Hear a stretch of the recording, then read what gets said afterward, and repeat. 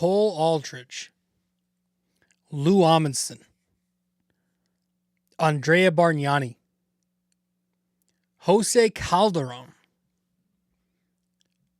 Samuel Dallenberg, Clay Anthony Early, Langston Galloway, Shane Larkin, Alexei Shved, Chris Smith, brother of J.R. Smith, Jason Smith, random white guy, Lance Thomas, Travis Ware, another random white, Henry Ellenson, Damian Dotson, Mario Hezonja, Isaiah Hicks, Iggy Brosdegas, Lamar Peters, Kenny Wooten, who never made it, Ron Baker, Kadeem Allen, Ennis Freedom, Kevin Knox, Frank Ntilikina. We can do this all night long. But those are lists, and no disrespect, but like, that's a list of names that I had to watch for years on top of years and talk myself into believing in a whole lot of those guys. I had to buy that the Emmanuel Mudiay reclamation project was real. I had to talk myself into Lamar Peters and Kenny Wooten being the pick and roll duo that was promised. I had to talk myself into Iggy Brosdegas being the next, I don't know, Joe Ingles. And Frank Ntilikina being the next Klay Thompson. We had to talk ourselves into that. I watched this basketball team lose 40, 50, sometimes more games a year for that long. I mean, this team was an irrelevant pile of crap. And I hopped on, I'm not going to lie, I hopped on during Linsanity. I started watching basketball again. I became a Knicks fan during Linsanity and then watched all the misery. So if I had to watch that for that long, just imagine the Knicks fans, you know, of the generation before us. I'm 31. And now we sit here and we've got this franchise megastar who's going to have his name up in the rafters and has a chance now to be the best Knick of all time. If he can get 5 more wins, there's going to be a conversation about it. I have been alive for 31 years. I remember the Yankees in 2009. I obviously remember the Yankees in 2024. I do not remember when the Knicks made the finals in what I think was 1999. Because I was born in 95. Don't remember a thing. We still have one more game to win, and we've got 4 chances to win this one game. The way this team is playing, it's hard not to call it right now. It's hard. It's hard to sit here and talk about the rest of this series, however long it'll be, when this team is about to, or on the verge of sweeping another playoff team. Because it now makes 10 consecutive playoff wins for this team. 5 consecutive playoff road wins by double figures. It is a dominance that I've never seen before. It reminds me of those 2024 Yankees led by Juan Soto in the playoff run that him and Stanton went on. But this is something that's different because this is more of a complete team that I'm watching. Different sports, but you heard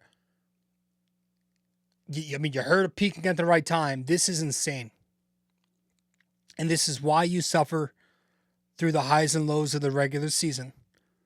Because you know that it does not mean a damn thing but stack wins and get healthy. I say that all the time in baseball. The only thing the regular season means is to stack wins and get healthy. It's just exhibition. It's practice.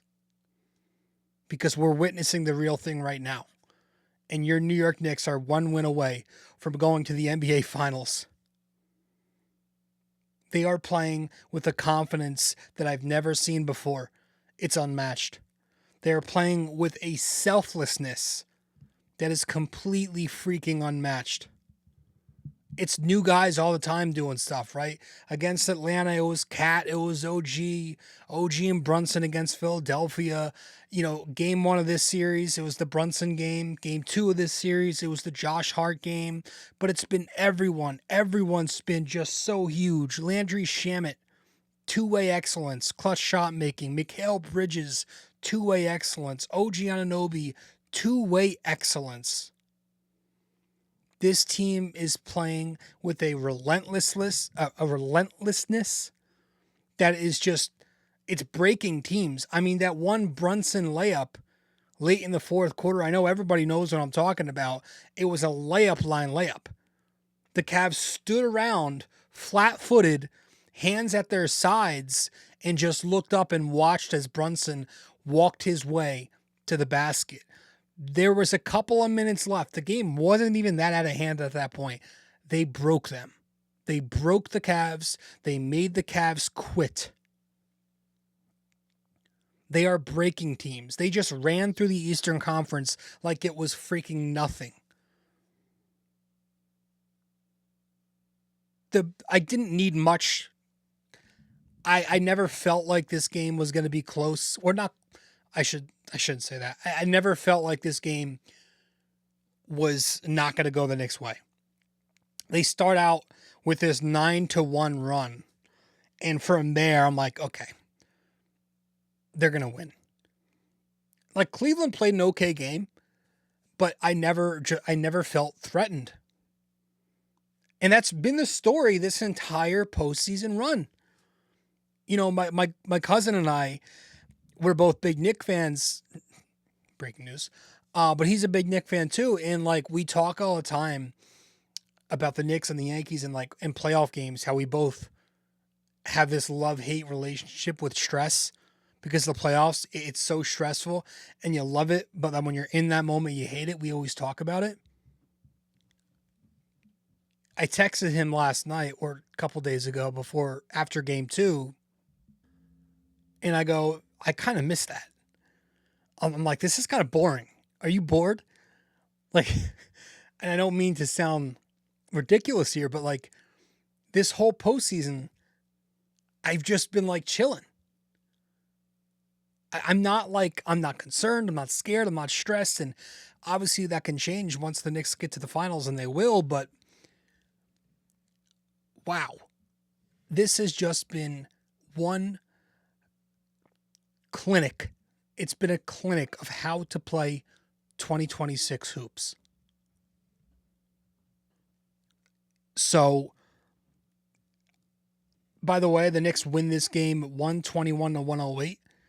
We are going to attempt to talk about some things, although it doesn't even feel like we need to discuss the technical stuff and the X's and O's, but we'll attempt to for 20-something minutes, and then we'll get out of here.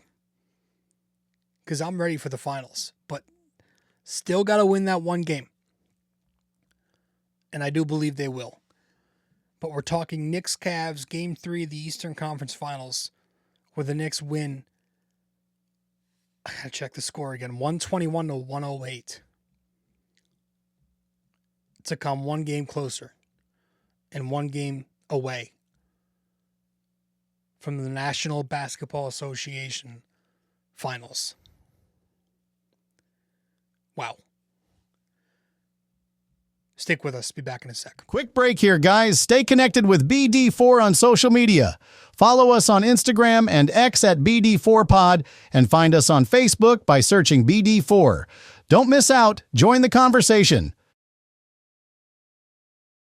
Want more BD4? Subscribe to our YouTube channel and never miss an episode. Hit that like button, drop a comment, and share with your fellow fans. Don't forget to ring that bell so you're always the first to know when a new video drops. I really don't know I don't know how to segue into the first topic here, so I'm just going to talk about it. It was like a sneeze and a yawn at the same time. That was weird. Um, this Knicks team obviously is as talented as really can be offensively. And for some reason, I guess that's the reason that their defense has kind of gotten tossed to the side and overshadowed a bit. They have been a top 5 defense since like the middle, maybe early January. Their defense this entire postseason has been great. I really liked their defense in this series, and I've liked their defense in this series because this was a series that if the Knicks were going to have a tough time, it'd be against this team that's got this insanely talented backcourt in Donovan Mitchell and James Harden, who's still very good, even if not as consistently. And they're both healthy. And they've got great front court weapons. And they've got wings and Wade and Merrill who can shoot. But the Knicks have held this team down. And I know that the Cleveland Cavs and their fans are probably making excuses and saying that they're missing open shots and this and that. Some of that's by design, but also like there are a lot of things you're not doing, and there's a lot of things that the Knicks are doing to make you miss as well. And I think one of the key things, one of the key strategies in this game 3 is the Knicks putting OG Anunoby on Jared Allen. And when he's doing that, and when Brunson is able to hold up on his switches, it's a tough defense to score on.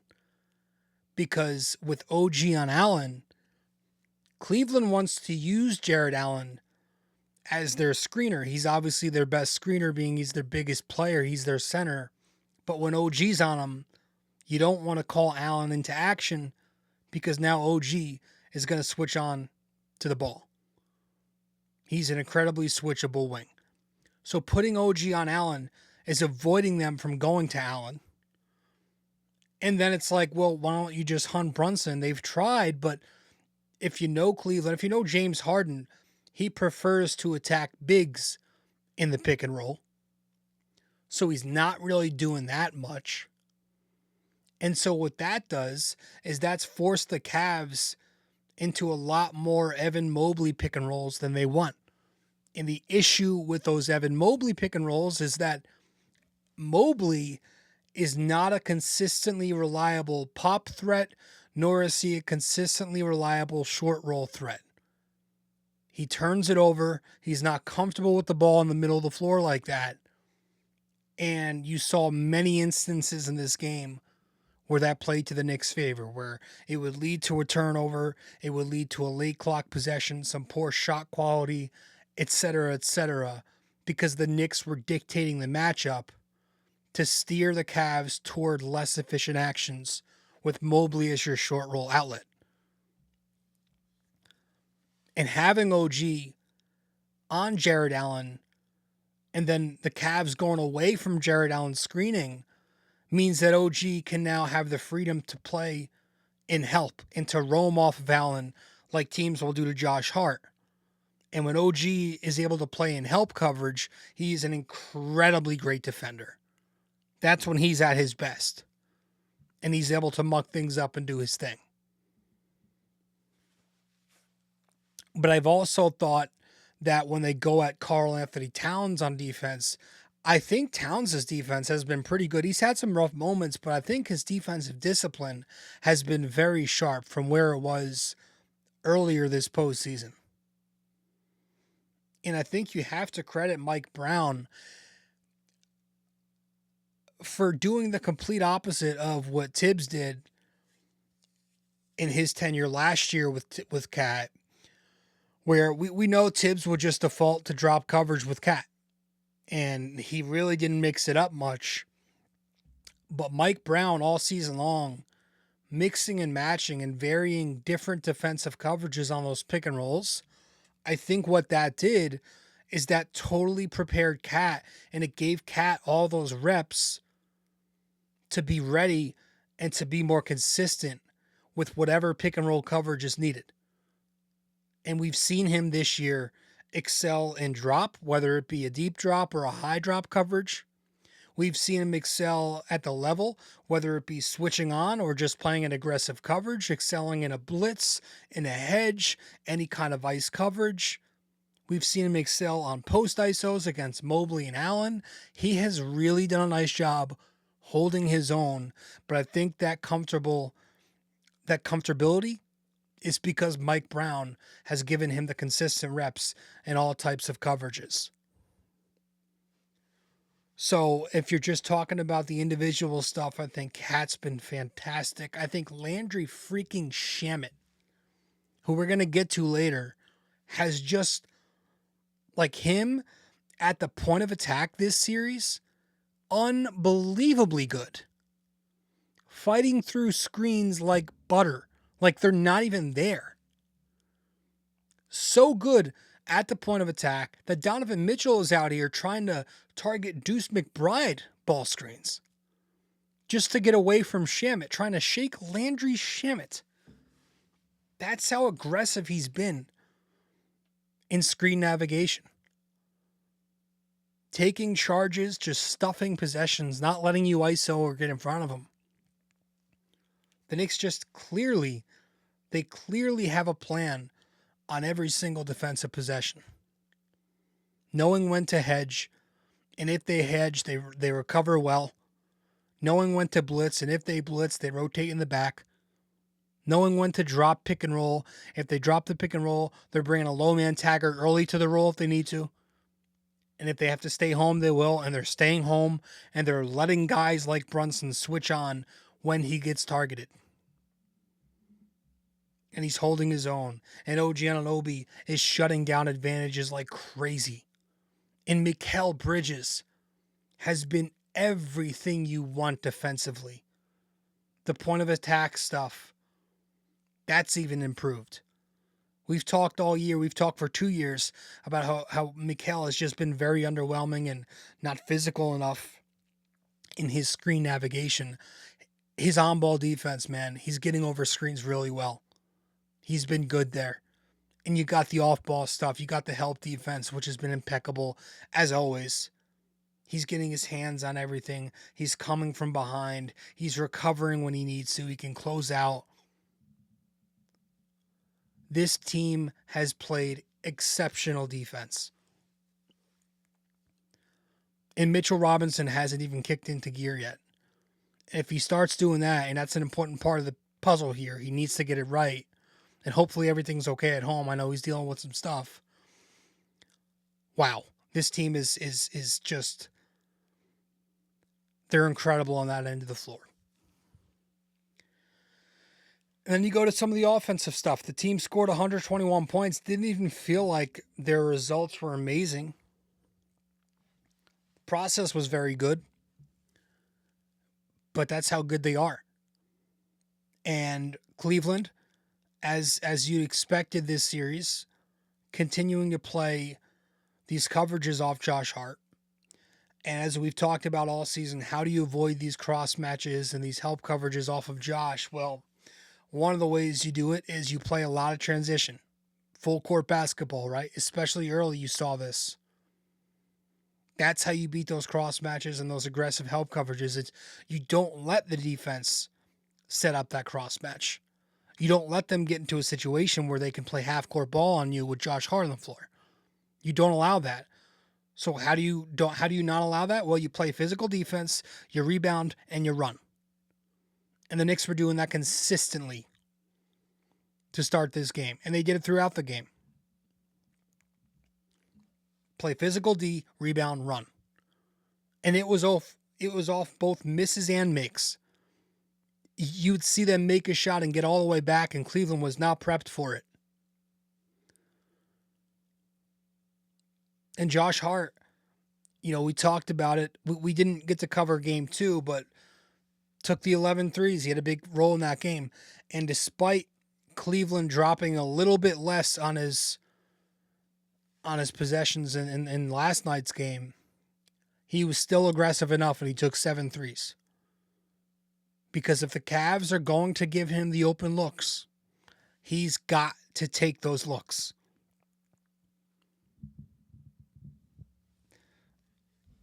That's what he has to do. You can't be hesitant. If they're giving you the space, you can't drive into the defender. But take those open looks and take them consistently and take them early. Because when you do that, and you saw this in game 2, when you start taking those open looks consistently, and maybe you knock a couple down like he's been, that's going to force the defense to start closing out to him. And once they start closing out to him, that's going to open what he really wants to do, is drive and spray or drive and finish. So I thought he did that well again.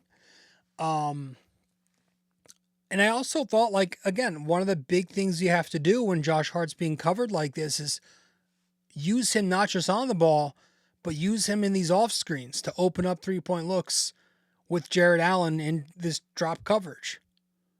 And you saw a lot of offense where Cat was on the pinch post as Brunson and Hart ran 2-man action off the ball. And it got Brunson a drive. It got OG a couple 3-point attempts. It got Mikal Bridges an early bucket this way.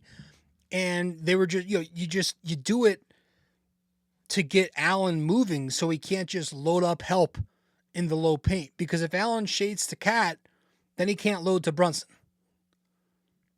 So using Hart as an off screener to get those matchups. Hart's man's going to drop. Okay, I'll just screen whoever I want to get an open 3. That guy's dropped. They're not going to get it. The point of attack defender's behind. That's an open look. And then, Mike Brown, which he didn't do this in game 2 because Josh Hart was shooting so much. But in this game, he goes back to his 5-out rotations. Huge. And that's the real counter, right? You want Cleveland to play traditionally, you force them to. That's it. You force them to. And so the Knicks went to their 5-out plenty in this game, and that forced Cleveland to play them straight up. You can't switch the pick and roll this way in ways that the Cavs want to. You can't crowd the paint or double the action in ways that the Cavs want to. You're forced to play everybody the old-fashioned way. A wing on a wing, a guard on a guard, the big on the big. And the Knicks got really, really, really good offense out of these lineups. Good fourth quarter offense. When they first went to their 5-out, they got a couple of baskets out of a horn set, scored off of a cat switch on one of them from the post, got good looks off the roll from a horn set. And then even when they weren't in 5-out, there were moments in this game where Hart was on the floor with Cat. There were still possessions where Cleveland guarded Hart traditionally because they were afraid of him taking a 3-point look. Because he's been taking them. And so this allowed the Knicks to get Cat on the pinch post and get into their pinch post offense, which is really, really where they want to make a living.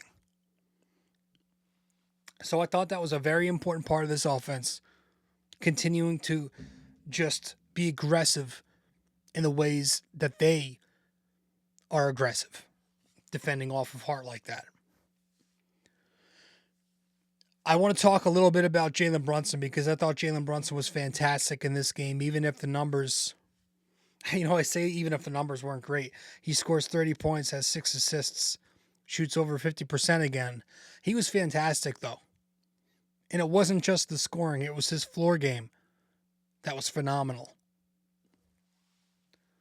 Jalen Brunson's ability to make the reads and make those proper passes and execute it was fantastic in this game.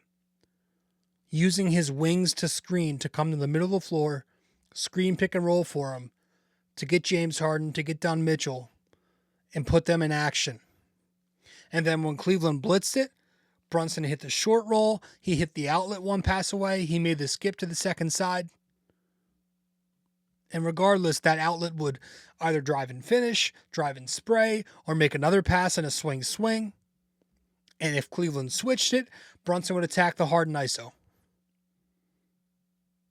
The Knicks were just getting to their counters off the blitz consistently. And that's a credit to Brunson, and it's also a credit to their off-ball weapons for making timely relocations, timely cuts. You know Mikal's exceptional in this role. You know OG's really good in this role. Josh Hart's excellent in this role. Really, really good offense that way. But I do want to tip my cap, and I want to hand the game ball to Mikal Bridges. So we're going to hand it to him for the 8th time this season. And it's his first postseason Bing Bong game ball. And I think he very much deserves it. 22 points on 15 shots. He was 11 for 14 from 2. 6 rebounds. 3 steals. 2 blocks. Everything the Knicks envisioned when they made the trade for Mikal Bridges and they traded those stupid picks that people won't stop talking about. Trade more picks, by the way, for all I care. Everything they envisioned when they made that deal, you're getting it right now. You're getting it this entire, 13-game postseason run, wherever we're up to. Because you're getting the help defense, the off-ball stuff, but now you're getting the point of attack, screen navigation. He's finishing plays off the ball, moving to create space in the half court, playing the full court transition game, but now you're seeing some of the on-ball creation. He's living in the mid-range with OG. Mikal Bridges is better at so many other wings in this league at destroying drop bigs. When he gets drop coverage, he can manipulate that. And it's helped him just go on this ridiculously efficient run this entire postseason. So far this playoffs, and this is including that 0-point game, so it's probably even better if you go to the last 10 games. But so far this entire postseason, Mikal Bridges, 63% from the field, 72% from 2, 39% from 3, to give him a 70% true shooting. It's exceptional work from him. Mike Brown has empowered him all year, and it hasn't always been smooth, but it's starting to pay off. It really is. And so if there's a guy who deserves praise, because when the criticism is there, the criticism is very loud, and a lot of the times it's unfair, but Mikal Bridges deserves the praise. So I am giving him the game ball for the 8th time this year, the first time this postseason. And then you go to the second unit, and you got to go to Landry Shamet. Again, I don't think anybody else in that second unit has been consistently loud. But Shamet, once again, was the best one off the bench, giving him the game ball. It's his 15th game ball of the season and 4th this